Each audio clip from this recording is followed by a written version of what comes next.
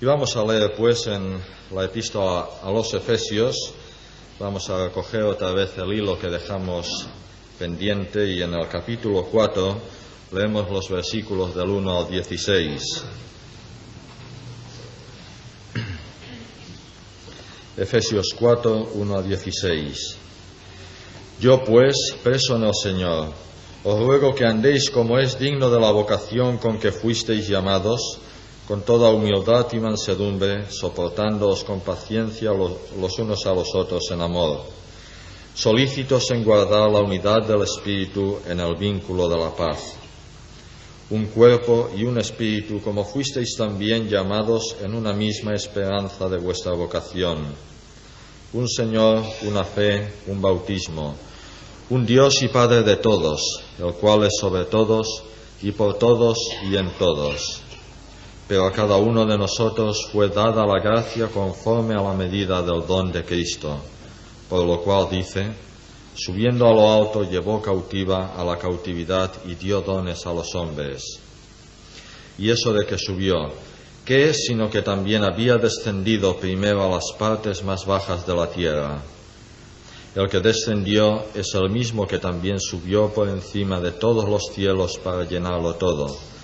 Y él mismo constituyó a unos apóstoles, a otros profetas, a otros evangelistas, a otros pastores y maestros, a fin de perfeccionar a los santos para la obra del ministerio, para la edificación del cuerpo de Cristo, hasta que todos lleguemos a la unidad de la fe y del conocimiento del Hijo de Dios, a un varón perfecto, a la medida de la estatura de la plenitud de Cristo, para que ya no seamos niños fluctuantes, llevados por doquiera de todo viento de doctrina, por estratagema de hombres que para engañar emplean con astucia las artimañas del error, sino que siguiendo la verdad en amor, crezcamos en todo en aquel que es la cabeza, esto es Cristo, de quien todo el cuerpo, bien concertado y unido entre sí por todas las coyunturas que se ayudan mutuamente según la actividad propia de cada miembro, recibe su crecimiento para ir edificándose en amor. Que el Señor añada su bendición, y antes de escuchar la exposición sobre este texto vamos a oír al coro de la Iglesia que cantará un himno.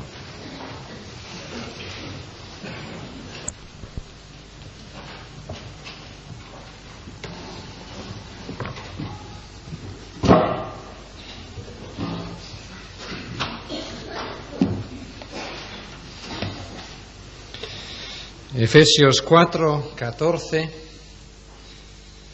Ya no seamos niños fluctuantes, llevados por doquiera de todo viento de doctrina, por estratagema de hombres que para engañar emplean con astucia las artimañas del error.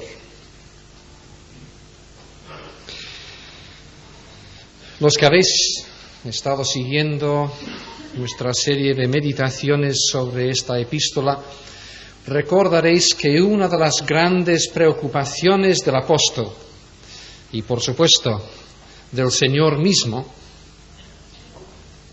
tal y como se ha plasmado en el versículo 3 de este mismo capítulo, es la unidad de la Iglesia.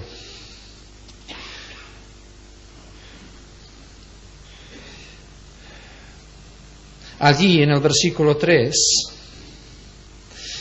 esta preocupación se planteaba en términos de los roces, de los conflictos que podrían producirse entre los miembros y así atentar contra nuestra unidad. Era una amenaza que brota de en medio nuestro. Al llegar al versículo 14, también le preocupa al apóstol la unidad de la Iglesia. Pero ya no es una preocupación debida a factores que podrían brotar de en medio de la congregación, sino más bien debido a influencias ajenas. La influencia divisiva de la falsa doctrina, o quizás mejor, de énfasis doctrinales que nos podrían desviar de lo primordial en nuestra vida de iglesia. Pero vemos enseguida, según este versículo 14, que el problema de doctrina falsa no está solamente en el maestro que enseñe esta doctrina, sino también en la misma congregación. Por así decirlo, para que pueda haber problemas debido a énfasis falsos dentro de la doctrina, tiene que haber dos ingredientes. Tiene que haber quien predique o enseñe un énfasis equivocado, pero por otro lado tiene que haber cierta inmadurez dentro de la congregación o cierto estado espiritual dentro de la congregación para que cunda esta enseñanza falsa dentro de ella. Hay dos peligros, por lo tanto, nuestro versículo señala ambos y vamos a analizarlos. Pero recordemos antes que si Pablo está hablando en todo este contexto de nuestra unidad como iglesia, es una unidad que va en crecimiento, no es un fenómeno estático.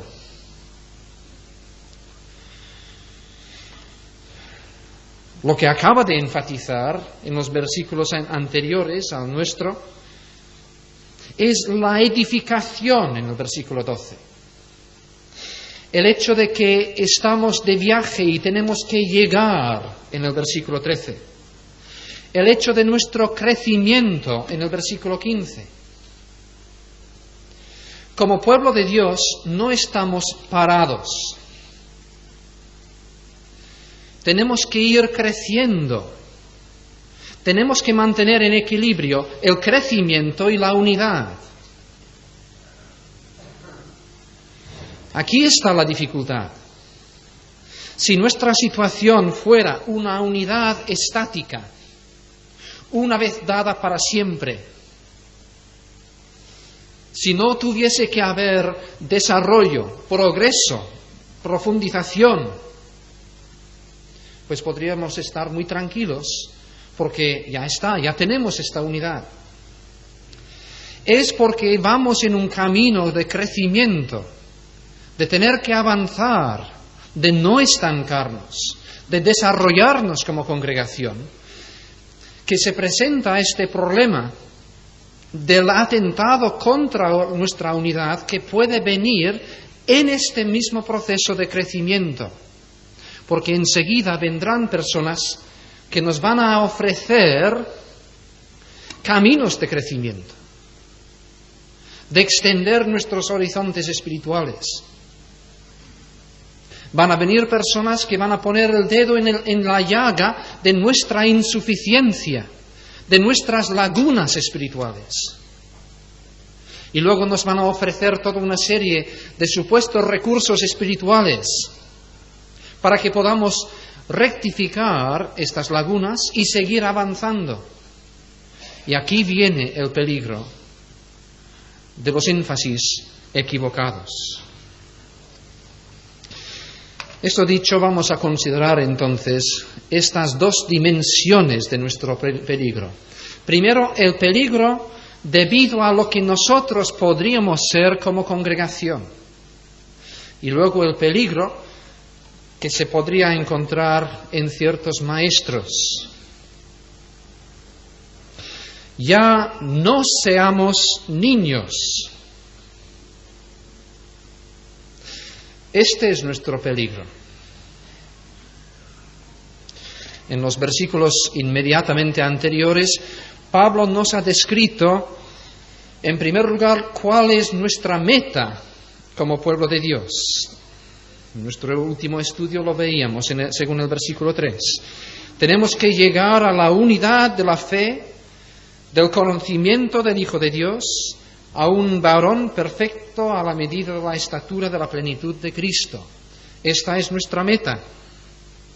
Nos ha señalado también cuáles son los medios que Cristo ha dado a su Iglesia para que podamos alcanzar esta meta, según los versículos 11 y 12.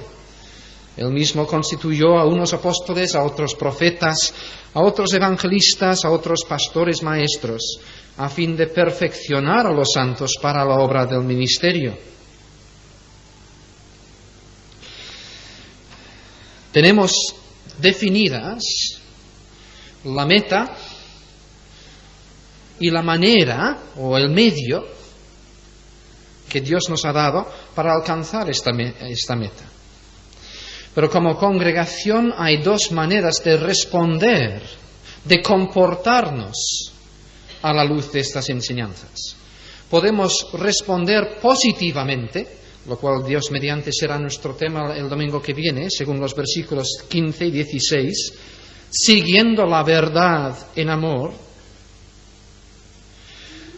o podemos responder con inmadurez, según el versículo 14.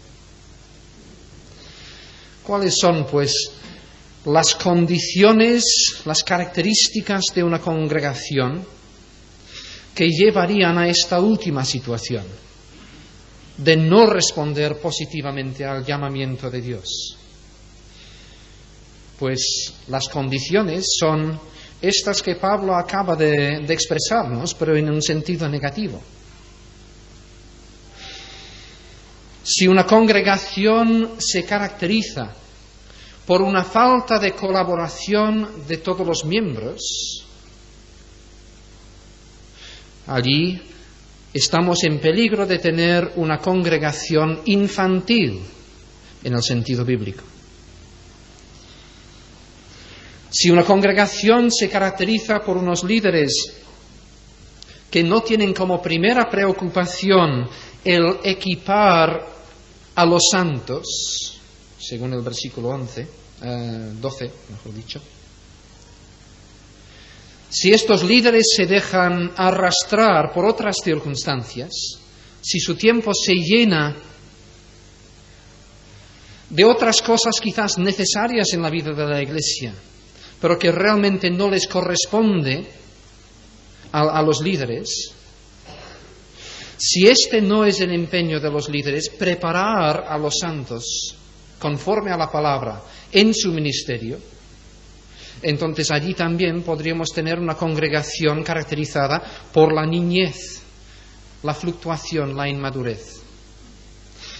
Y finalmente, si hay una falta de fidelidad al fundamento apostólico dentro de este ministerio de los líderes, allí también estamos en peligro de tener una congregación llevada por cualquier viento de doctrina. En cambio, si tenemos una congregación cuya visión es la de la colaboración, que comprende que el llamamiento de Dios no es a unos cultos solamente, sino a una actividad constante en el servicio de Cristo. Si la Iglesia es activa constantemente, dirigida por unos pastores y líderes cuya preocupación es la edificación del pueblo, y cuyo ministerio se funda en el fundamento apostólico, entonces obviamente vamos a evitar bastante este peligro que nos podría caracterizar. No seamos, pues, niños. Por cierto, hay algunos sentidos en los que debemos ser como niños. Debemos ser como niños en cuanto a la malicia, según la palabra de Dios. Debemos ser niños en cuanto a la fe, en el sentido de que debemos tener una sencillez de corazón al depender del Señor, como un niño de sus padres.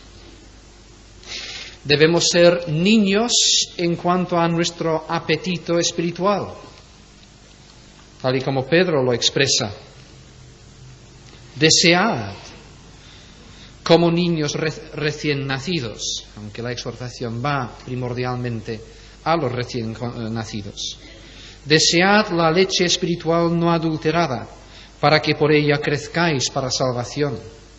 Hay un sentido en el que es sano tener un apetito de niño.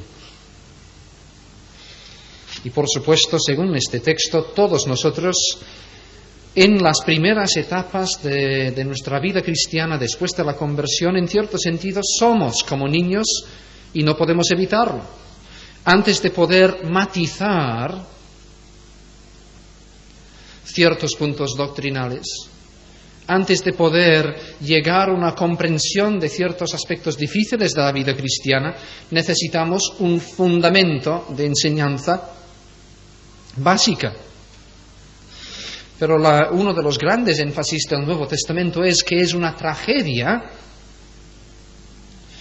cuando seguimos siendo niños después de muchos años de convertidos. El texto más claro al respecto se encuentra en Hebreos capítulo 5. El autor de Hebreos tiene que escribir estas palabras tan tristes. Debiendo ser ya maestros después de tanto tiempo, tenéis necesidad de que se os vuelva a enseñar cuáles son los primeros rudimentos de las palabras de Dios. Y habéis llegado a ser tales que tenéis necesidad de leche y no de alimento sólido. Todo aquel que participa de la leche es inexperto en la palabra de justicia, porque es niño. Pero el alimento sólido es para los que han alcanzado madurez, para los que por el uso tienen los sentidos ejercitados en el discernimiento del bien y del mal. Y aquí tenemos un texto que enlaza tan directamente con nuestro texto de Efesios. Discernimiento. Esta es la palabra que caracteriza la raíz del problema que hoy vamos a estar planteando. Pero este discernimiento es imposible en un niño, en uno que no crece espiritualmente, en uno que no avanza, en uno que pasa de Dios durante la semana, en uno que no ama la palabra de Dios, que no va estudiando, profundizando, meditando, orando, que no va viviendo con intensidad su compromiso cristiano. Esto produce niños de 40 años en pañales espirituales.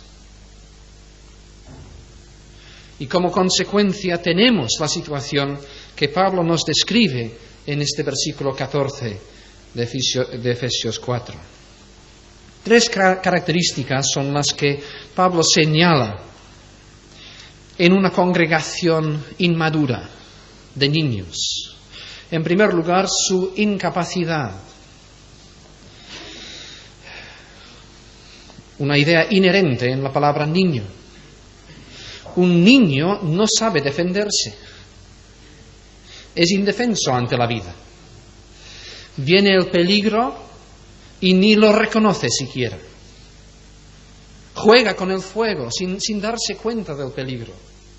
Por lo tanto, es una presa fácil para el enemigo.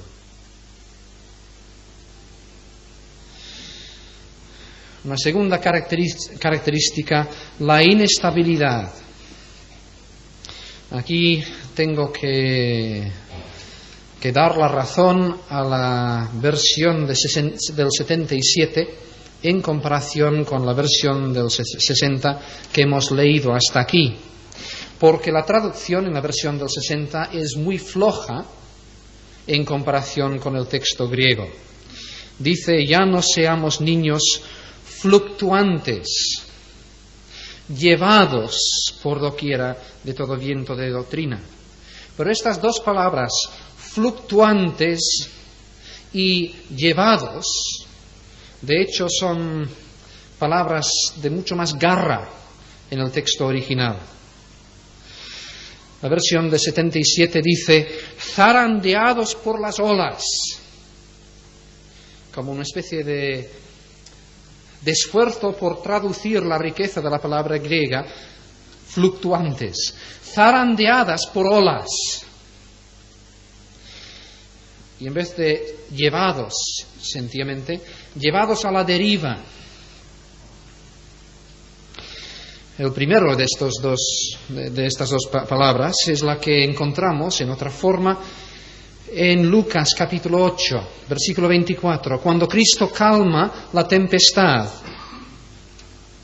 Increpó el oleaje del mar. Es una palabra que tiene que ver con oleaje, con el movimiento fuerte de las olas. Si has estado alguna vez bañándote en el mar, allí donde no puedes tocar fondo, y de repente al mirar la costa te das cuenta de que vas arrastrado por una corriente, y te entra esta especie de pánico al ver que no puedes alcanzar la orilla. Esta es la idea aquí. Llevados, arrastrados, zarandeados por un mar fuerte. De hecho, encontramos la misma idea, el mismo verbo empleado en Santiago, capítulo 1, versículo 6. Pida con fe, no dudando nada, porque el que duda es semejante a la onda del mar que es arrastrada por el viento. Es el mismo verbo.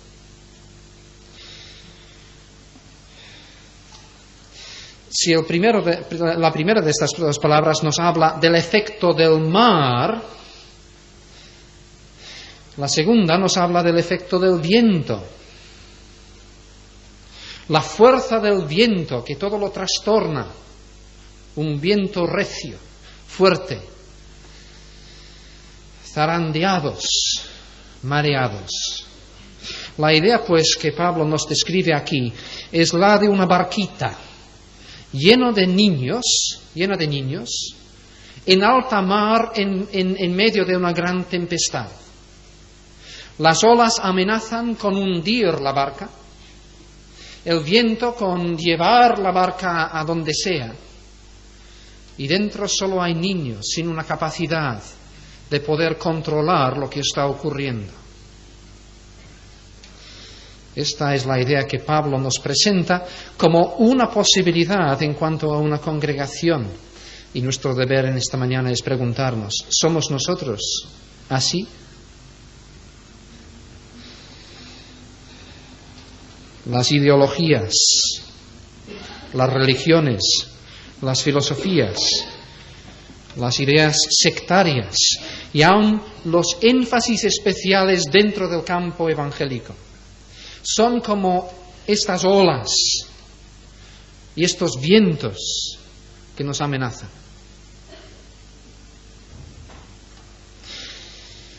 Nuestro Dios es una roca. Su palabra también es una roca. Dios y su palabra nos dan fundamento, firmeza en la vida. Quien construye su vida sobre Dios y sobre la palabra debería caracterizarse por la firmeza y la constancia en sus convicciones. Esto no es abogar a favor del dogmatismo, a favor de una actitud cerrada, del estatismo, de la arrogancia.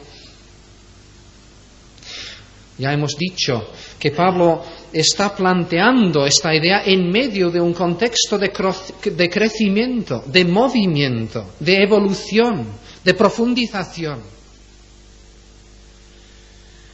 Y por supuesto necesitamos la humildad de reconocer que no hay nadie aquí que tenga el monopolio de la verdad, que todos necesitamos ir afinando nuestra comprensión de la doctrina. Pero esto no quiere decir que tengamos que ser como niños sin convicciones firmes, sin saber dónde pisamos. No debe ser la nuestra la inestabilidad de estas mujeres que Pablo describe en 2 Timoteo capítulo 3. Están siempre aprendiendo, y nunca pueden llegar al conocimiento de la verdad. No, hay convicción, tiene que haberla. Bien, dos características entonces. La incapacidad, el niño es indefenso. La inestabilidad, estar andeado por los elementos. Y en tercer lugar, la ingenuidad. El niño fácilmente puede ser engañado. Los padres muchas veces tenemos que decir a nuestros hijos: nunca vayas con ningún forastero, porque el niño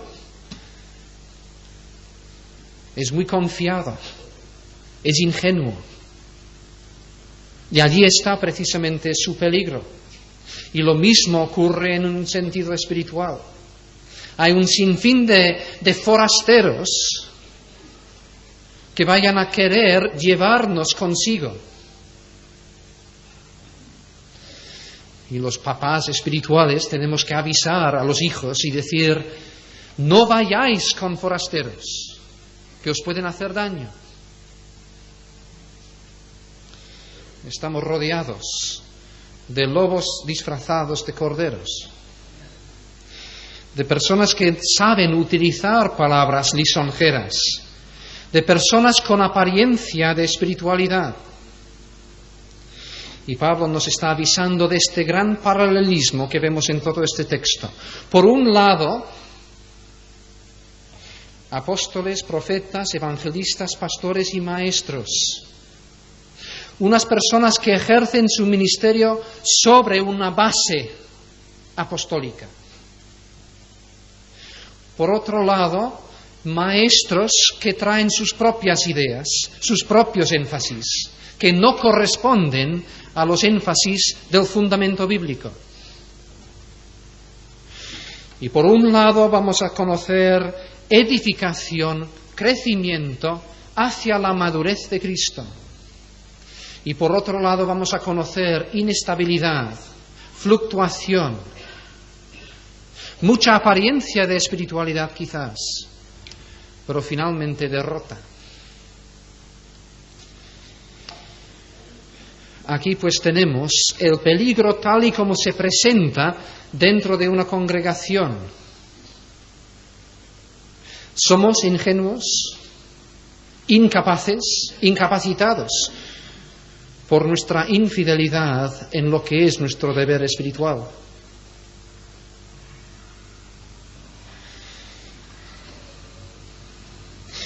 Porque entonces vendrá el peligro del falso maestro. De estos hombres que por estratagema y para engañar emplean con astucia las artimañas del error. Nos ha tocado vivir, hermanos, en una generación llena de diferentes opciones teológicas, aún dentro del campo evangélico. Opciones todas ellas muy refinadas en su presentación, con líderes carismáticos en el sentido popular, líderes aparentemente muy espirituales, y cada cual nos vendrá presentando su énfasis. El peligro es muy sutil, tan sutil que finalmente podríamos preguntarnos, bueno, pero entonces, ¿dónde está la verdad? Permitidme marcar algunas razones por las que el peligro es tan sutil. En primer lugar, los líderes de las iglesias tenemos muchos defectos. No hay ningún pastor ni líder de iglesia infalible, ninguno con el monopolio de la verdad. Y los líderes de iglesia estamos expuestos a ser examinados con lupa por los miembros de la congregación durante mucho tiempo. Y después de cierta fase de luna de miel, como dicen, empiezan a aparecer todas nuestras limitaciones, nuestras luchas, nuestros pecados. Nuestras limitaciones y defectos se conocen. En cambio, el que viene desde fuera, como cualquier persona, durante una etapa, tiene la ventaja de ser una persona desconocida. Ventaja que quiere decir que puede mantener cierta fachada durante un tiempo. Puede vivir a base de las apariencias. No tiene sobre sus hombros el peso de la responsabilidad de una iglesia o las consecuencias de haber tenido que torear durante años diferentes circunstancias y situaciones en la iglesia que pueden haber provocado rencores y actitudes un poco ambivalentes en la congregación en cuanto al ministerio de los líderes de la iglesia. Esta persona no tiene todo esto, por lo tanto puede fácilmente aparentar ser muy espiritual. Este es el primer peligro. Y por supuesto, en segundo lugar, el falso maestro nunca se presenta como a tal. Nunca viene diciendo, yo soy un falso maestro. Esto es obvio. Todo al contrario. Ni siquiera él mismo se cree maestro falso. Al contrario, piensa que él tiene la plena iluminación de Dios, en contraste con otros. Nuevamente volviéndonos a este texto de Timoteo que ya hemos citado. 2 Timoteo capítulo 3, versículo 13. Los malos hombres y los engañadores irán de mal en peor, dice Pablo, engañando y siendo engañados. Aquí está otra dimensión de la sutileza del problema. El que viene enseñando énfasis equivocados lo hace, entre comillas, de buena fe, porque él mismo se ha engañado a sí mismo. No viene presentándose como uno que quiere pervertir a la congregación. Al contrario, viene como el salvador de la congregación. Viene en nombre de Dios. Viene creyéndose más espiritual que los líderes actuales de una congregación. Viene creyéndose bondadoso, cariñoso, lleno de conocimiento bíblico. Ofrece nuevas dimensiones de fe, de experiencia espiritual, de poder. Y por supuesto, ante la falta de discernimiento de una congregación infantil, pasa fácilmente por ser todo un santo. Una tercera dimensión de este peligro. Casi siempre hay un grano de verdad en los vientos doctrinales que estas personas traen. Como decía hace un momento, estas personas que traen nuevos énfasis doctrinales suelen tocar de inmediato ciertas heridas en nuestra conciencia. Saben hacernos sentir culpa. Permitidme dar unos ejemplos, aunque quizás meta la pata. Vienen ciertas personas diciéndonos, ¿dónde está el Espíritu Santo en nuestra congregación? ¿Dónde está el poder en nuestra iglesia? ¿Dónde está un verdadero espíritu de adoración? Y enseguida empezamos correctamente a sentirnos convencidos y culpables. Otros vendrán diciendo, ¿dónde está tu concepto de la soberanía de Dios?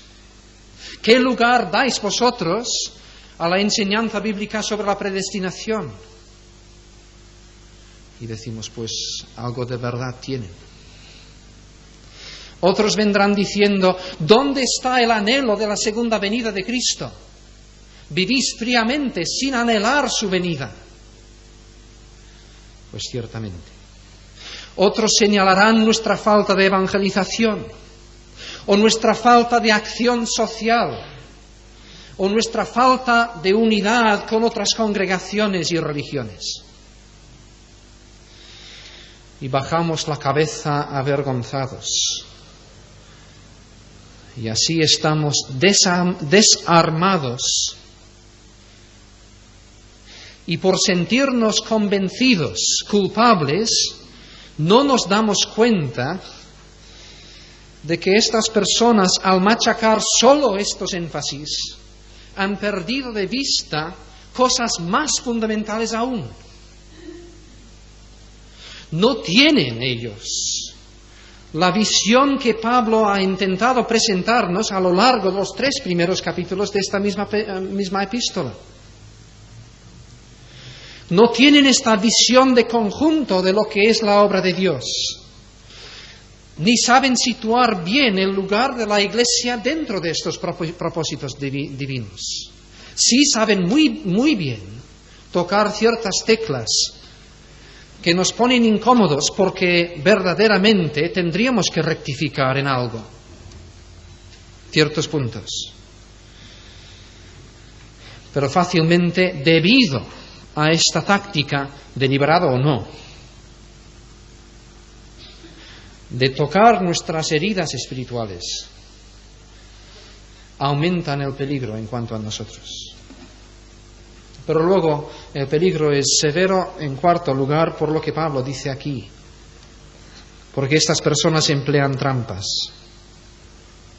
Y nuevamente quizás no de una manera consciente, porque allí donde no ha habido regeneración y santificación verdaderas, el corazón es sobremanera engañoso. Y digo, estas personas pueden estar totalmente cegadas en cuanto a sus propias motivaciones y metodologías. Pablo dice que utilizan estratagemas, y literalmente en el texto griego esta palabra significa trampas en el juego de dados. Y precisamente una trampa, si es eficaz, es difícil de detectar. Por así decirlo, el falso maestro sabe muy bien jugar al juego evangélico. Sabe utilizar la jerga. Sabe desenvolverse. Sabe dónde están nuestras debilidades. Pero no juega de una manera noble. Sabrá citar un montón de textos bíblicos, pero no con el fin de interpretar con sencillez y llaneza la palabra de Dios, sino con el fin de utilizar estos textos como arma para reforzar sus propias opiniones. Sabrá ser muy encantador en algunos momentos, aunque finalmente no le mueve el amor desinteresado y compasivo de Cristo. Consciente o inconscientemente, su amor es una táctica, no algo auténtico en sí. Será especialmente comprensivo con los que tienen quejas contra la Iglesia o contra sus líderes, pero no con el fin de sanar heridas y efectuar reconciliación, sino con el fin de aprovechar estos rencores para sí mismo. Por todas estas razones, el peligro es muy sutil. Nosotros nos prestamos a este peligro por nuestra propia inconsecuencia, por nuestra propia debilidad. Volvemos entonces a la idea de ser niños. Porque no hemos crecido, porque no hemos dado lugar a toda la plenitud de la enseñanza de las Escrituras. nos encontramos indefensos ante algunos de estos ataques que nos vienen. Si este es el peligro, si es tan sutil, ¿qué podemos hacer? ¿Cómo podemos evitarlo? Pues algo veremos la semana que viene, Dios mediante, al mirar estos dos versículos 15 y 16 que nos hablan de cómo positivamente debemos responder en nuestro caminar hacia la meta. Pero recordemos ahora lo que ya hemos visto como respuesta a nuestra pregunta: ¿cómo afrontar este peligro? Y en primer lugar, debemos aprender a poner siempre el énfasis allí donde la Biblia lo pone. Porque, repito, muchas de las ideas erróneas lo son no porque sean antibíblicas, sino porque toman un detalle bíblico y algo pequeño y lo hacen una montaña. Lo hacen el sumo de lo que es la vida cristiana. Para poner un ejemplo tonto, yo viví la amarga experiencia como niño de una división de iglesia. Y vino debido a la cuestión del velo en la mujer. Que había algunas mujeres que no se ponían velo y otras mujeres que sí. Y el presbiterio de mi iglesia se empezó a colocar por un lado y por otro lado. Luego hubo los matices, que si un sombrerito vale, o si tiene que ser un sombrero bien grande. Si la iglesia solo hubiese sabido poner el énfasis donde está el énfasis bíblico, jamás habría habido división. De hecho, como casi siempre ocurre, había otros roces y rencores detrás. Evidentemente, para coger nuestro ejemplo, el velo no es la primera preocupación de Pablo en Efesios. La Biblia enseña acerca del velo. Aceptemos, pues, todo lo que es la enseñanza de la Biblia, pero tengamos la madurez de colocar cada cosa dentro de su énfasis bíblico. Porque allí es donde vamos a tener problemas, creo, mayormente en nuestra generación en cuanto a problemas doctrinales. ¿Qué lugar de importancia damos a ciertas cosas? Por lo tanto, adquiramos un énfasis bíblico. ¿Y dónde está el énfasis en nuestra epístola? Pues tendremos que volver al capítulo 1, a esta descripción tan fenomenal de los propósitos eternos de Dios. Este tiene que ser nuestro énfasis. O dentro de nuestro mismo capítulo podríamos volvernos a los versículos 4 a 6. Un cuerpo, un espíritu, una esperanza, un Señor, una fe, un bautismo, un Dios y Padre. Estas cosas tienen que ser nuestro énfasis. En primer lugar, por lo tanto, al afrontar estos problemas, estos vientos que nos soplan, preguntémonos: bien, este hermano que me viene con este énfasis me pica la conciencia porque efectivamente quizás yo no haya dado la cabida necesaria a lo que me está diciendo. Pero, serenidad. Quiero distanciarme un poco del problema. Quiero ver la importancia que la misma palabra de Dios da dentro de sus énfasis a lo que este hermano me está diciendo. Evidentemente un niño espiritual no puede hacer esto. Esto presupone que vamos profundizando en nuestro conocimiento de las Escrituras, con el fin de poder situar todas las cosas en su lugar debido. Una segunda pista, una segunda idea de cómo afrontar esta problemática. Asegurar que los líderes de la Iglesia sean personas que amen a Cristo y que sean fieles al fundamento apostólico. Y una vez asegurado esto, aceptar su autoridad y su ministerio como dados por Cristo, tal y como hemos visto en el versículo 11. Por supuesto, los líderes de la Iglesia somos falibles. Por supuesto, no tenemos el monopolio de la verdad. Pero tendría que haber dentro de la congregación, y no solamente en su conjunto, sino como individuos, cierto margen de confianza, porque a pesar de nuestros muchos fallos, somos personas cuya fidelidad a la palabra de Dios se puede examinar durante un periodo bien largo de tiempo, con serenidad, mientras el superestrella que viene de fuera puede aparentar mucho. Pero recordemos que no hemos tenido esta posibilidad de examinar su vida con tiempo y con serenidad. Nuevamente la palabra de Dios es muy clara al respecto. Hebreos capítulo 13, versículo 17. Obedeced a vuestros pastores y sujetaos a ellos, porque ellos velan por vuestras almas como quienes han de dar cuenta. Y si esto no os parece muy democrático, pues es palabra de Dios. Una tercera pista. ¿Cómo afrontar estos vientos de doctrina? Trabajar.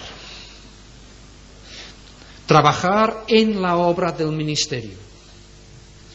No hay mejor manera de asegurar la sanidad doctrinal que cuando toda la congregación está trabajando.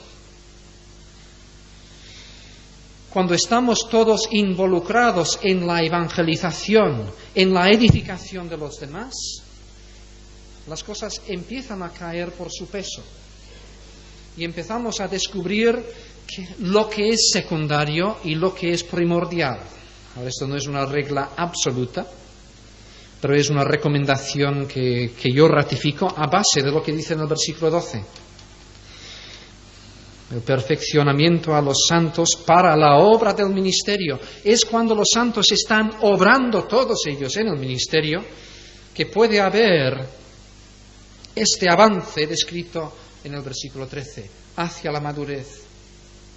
Cuando todos estamos trabajando, sencillamente no hay tiempo para malgastarlo en debates de cuestiones secundarias. Cuando estamos tratando personas verdaderamente, entonces empezamos a comprender la perfección de la solución bíblica para sus vidas. Y esto nos ratifica y confirma en lo que es primordial y lo que es secundario. Y en cuarto lugar,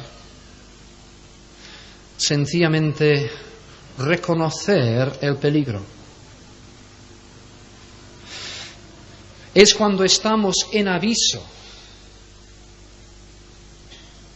que no nos podrán engañar tan fácilmente. Reconozcamos el peligro en nosotros mismos. Si eres una persona que ante Dios tienes que confesar que no estás profundizando en la palabra de Dios como deberías, que no estás dando al Señor el tiempo diario que necesitas para conocerle a Él y conocer su palabra,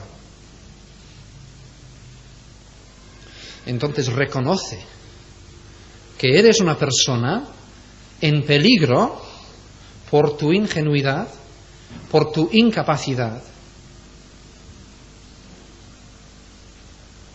Reconoce este peligro en ti. Reconoce también que los hombres que hablamos en nombre de Dios somos pecadores. En un sentido necesitamos comprender la maldad que hay aún dentro de nuestro campo. Y vayamos, por lo tanto, con previsión, con margen de confianza allí donde la palabra de Dios nos exhorta a que lo tengamos, pero sin ingenuidad. Hay peligro. Y yo diría que en nuestra generación especialmente hay mucho peligro debido a las divisiones que nos vienen por los diferentes énfasis doctrinales. Que el Señor nos dé a todos sabiduría para discernir. Pero este discernimiento no viene sin precio. Y si no estamos dispuestos a crecer en los caminos del Señor como congregación, siempre seremos una congregación expuesta a las artimañas del diablo.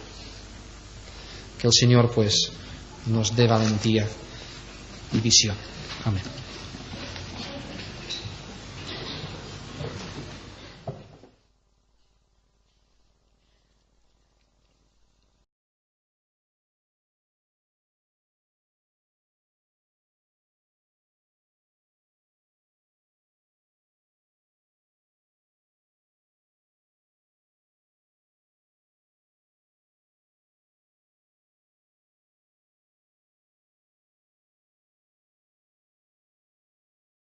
Y decirlo, para que pueda haber problemas debido a énfasis falsos dentro de la doctrina, tiene que haber dos ingredientes.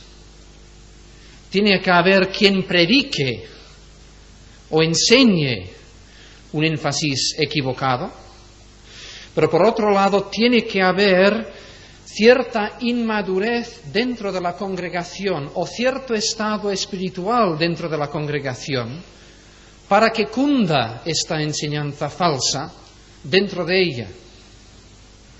Hay dos peligros, por lo tanto, nuestro versículo señala ambos y vamos a analizarlos. Pero recordemos antes que si Pablo está hablando en todo este contexto de nuestra unidad como iglesia, es una unidad que va en crecimiento. No es un fenómeno estático.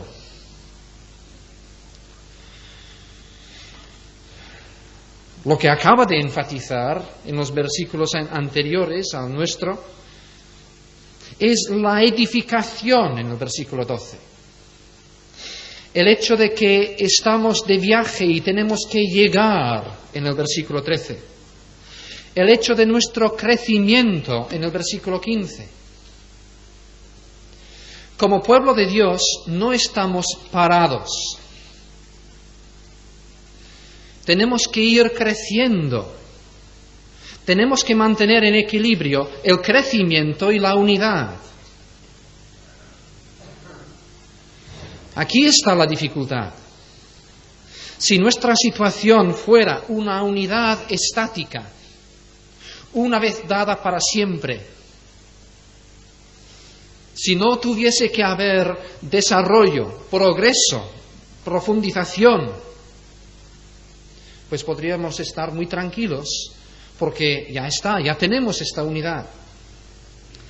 Es porque vamos en un camino de crecimiento, de tener que avanzar, de no estancarnos, de desarrollarnos como congregación, que se presenta este problema del atentado contra nuestra unidad que puede venir en este mismo proceso de crecimiento, porque enseguida vendrán personas que nos van a ofrecer caminos de crecimiento, de extender nuestros horizontes espirituales.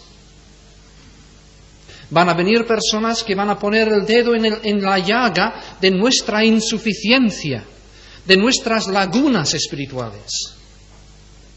Y luego nos van a ofrecer toda una serie de supuestos recursos espirituales para que podamos rectificar estas lagunas y seguir avanzando. Y aquí viene el peligro de los énfasis equivocados. Esto dicho, vamos a considerar entonces estas dos dimensiones de nuestro peligro. Primero, el peligro debido a lo que nosotros podríamos ser como congregación. Y luego el peligro que se podría encontrar en ciertos maestros. Ya no seamos niños. Este es nuestro peligro. En los versículos inmediatamente anteriores recordaréis que una de las grandes preocupaciones del apóstol, y por supuesto del Señor mismo, tal y como se ha plasmado en el versículo 3 de este mismo capítulo, es la unidad de la Iglesia.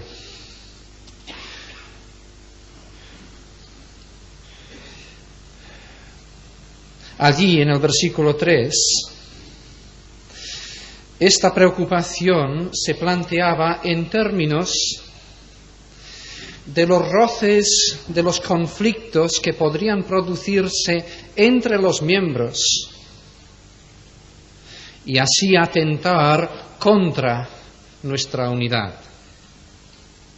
Era una amenaza que brota de en medio nuestro.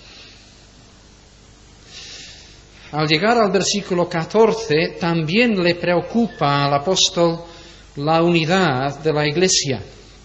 Pero ya no es una preocupación debida a factores que podrían brotar de en medio de la congregación, sino más bien debido a influencias ajenas. La influencia divisiva de la falsa doctrina, o quizás mejor, de énfasis doctrinales, que nos podrían desviar de lo primordial en nuestra vida de iglesia.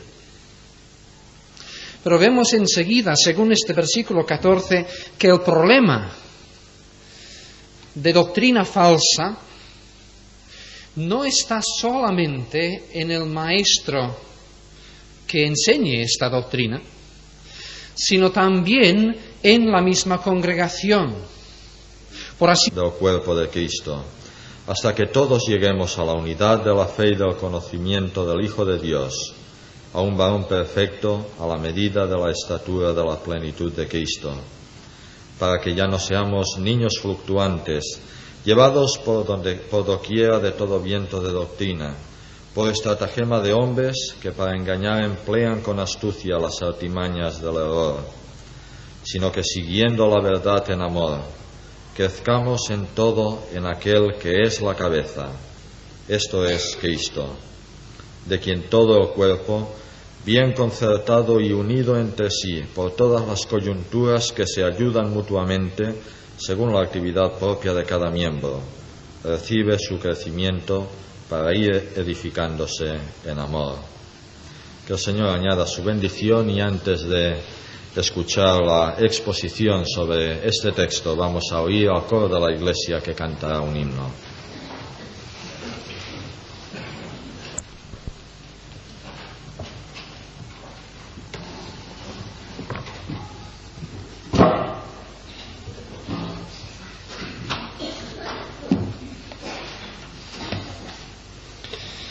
Efesios 4:14. Ya no seamos niños fluctuantes, llevados por doquiera de todo viento de doctrina, por estratagema de hombres que para engañar emplean con astucia las artimañas del error. Los que habéis estado siguiendo nuestra serie de meditaciones sobre esta epístola,